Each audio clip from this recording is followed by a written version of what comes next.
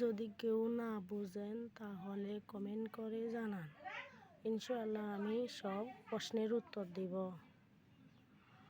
Petticoat যদি কেউ শিখার আগ্রহী থাকে তাহলে আপনারা কমেন্ট করে জানান। এটা হচ্ছে পেটিকোট, ফিল চড়া লম্বা, তারপরে এটা হচ্ছে কোমল লাইন, এটা হচ্ছে গলপি পাড়া, এটা হচ্ছে চড়া, এটা হচ্ছে গের লাইন, হচ্ছে লম্বা 36 ইঞ্চি লম্বা, গের লাইন হচ্ছে কোমল, এটা উপর, এটা হচ্ছে মাপ, এটা হচ্ছে হিসাব, এটা হচ্ছে সূত্র।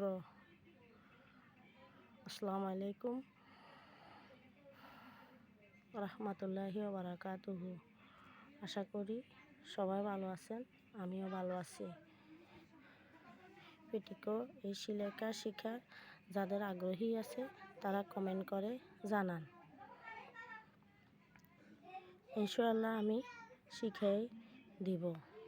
আমি আশা করি এই যে হিসাবটা দিছি, চিত্রটা দিছি কন্টেন্টে, এই কন্টেন্টটা দেখে ভালোভাবে সম্পূর্ণ কন্টেন্টটা দেখবেন এবং লাইক কমেন্ট শেয়ার করবেন এবং কমেন্ট করলে আমি জানাবো যে কিভাবে শিখতে পারবেন।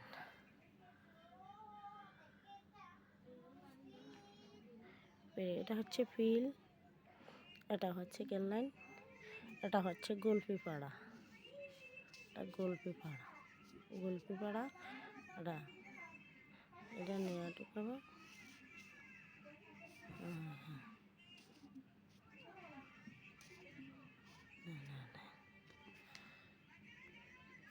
এই ধরনের স্কার্ট আছে, তারপরে লেহেঙ্গার স্কার্ট, কুচিয়ালা স্কার্ট, সাইড স্কার্ট, এক সাইড স্কার্ট, স্কার্টও বানাতে পারবেন।